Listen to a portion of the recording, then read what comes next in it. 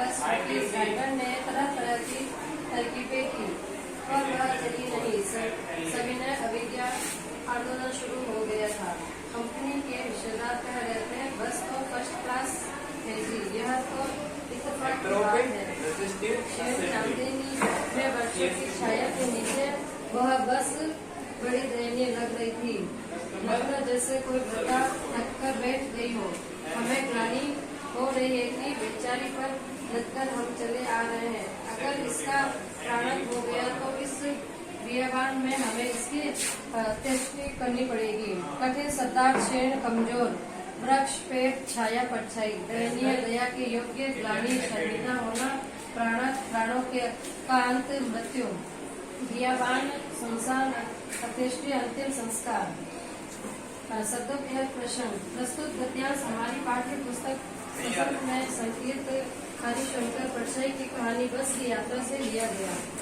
बस के दोबारा रुक जाने पर लेखक ने पेड़ों के नीचे खड़ी बस को देखकर बड़ी हृदय को छू लेने वाली बात कही है। व्याख्या। जब बस दोबारा रुक गई तो बस के ड्राइवर ने उसे चलाने का बहुत प्रयत्न किया। बस नहीं चली, ऐसा लग रहा था कि बस ने ड्राइवर और रिश्तेदार के विरुद्ध सविनय अवज्ञा आंदोलन शुरू कर दिया था। वह बड़ी विनम्रता से उनके अत्याचारों का विरोध कर रही थी। रिश्तेदार बड़ी बेशर्मी से कह रहा था कि बस तो फर्स्ट क्लास थी।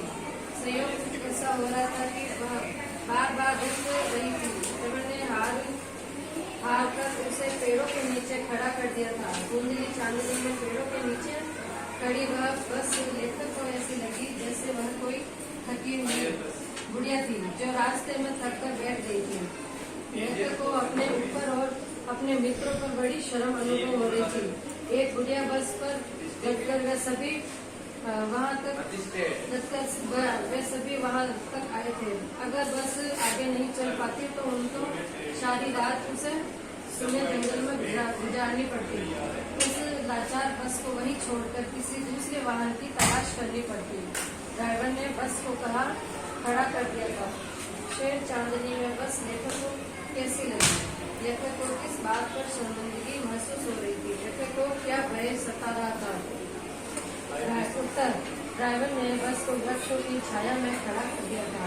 शेर चांदनी में वृक्षों की छाया में खड़ी बस लेखक को एक दयनीय और थकी हुई वृद्धा के समान लग रही थी। इतनी कमजोर और दयनीय हालत वाली बस में यात्रा करने के कारण लेखक को शर्मिंदगी महसूस हो रही थी। लेखक को सुनसान रास्ते में बस के प्राण उसके फिर कभी न चलने और उसके अंतिम संस्कार करने का भय सता रहा था। रिश्तेदार साहब ने इंजन खोला और कुछ सुधारा। बस आगे चली। उसकी चाल और कम हो गई थी। धीरे धीरे कतर की आंखें की ज्योति जाने लगी।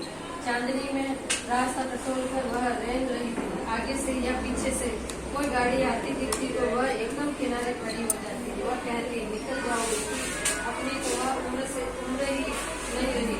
कठिन सता, आंखों की ज्योति, इंजन के दोनों ओर लगी बिजली की बत्तियों की रोशनी सतलाई फिर रेंग रही थी। बहुत धीरे धीरे चल रही थी।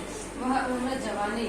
संदर्भ में प्रश्न। प्रस्तुत गद्यांश हमारी पाठ्य पुस्तक बसंत में संकलित हरिशंकर परछाई की कहानी बस की यात्रा से लिया गया है।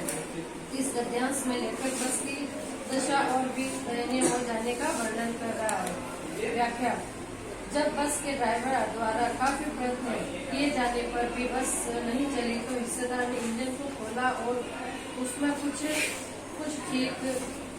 ठीक किया। बस चलने लगी लेकिन उसकी चाल बहुत कम हो गई। धीरे धीरे बस की बत्तियां भी मंद होने लगी। अब बस ऐसी लग रही थी मानो वह धुंधली चांदनी में रास्ता टटोलती हुई चल रही हो। जब आगे या पीछे से कोई गाड़ी आती हुई दिखती थी तो ड्राइवर ने तुरंत उसे एक किनारे से खड़ी कर देता था। उस वक्त ऐसा लगता था मानो वह बुढ़ी बस में नई गाड़ियों से कह रही हो कि वे पहले निकल जाए, क्योंकि अब वह पहले की तरह जवान नहीं रह गई थी। उपयुक्त गद्यांश का उचित शीर्षक लिखिए। बस दोबारा किस प्रकार स्टार्ट हुई? 30 बस की रोशनी कैसे हो गई थी? जब आगे या पीछे से कोई गाड़ी आती तो ड्राइवर क्या करता? उचित शीर्षक वृद्धा बस। हिस्सेदार ने इंजन खोला। ठीक करने के बाद बस दोबारा स्टार्ट हुई। दोबारा चलने पर बस की हेडलाइट कम होने लगी। अब वह बहुत ही क्षीण प्रकाश दे रही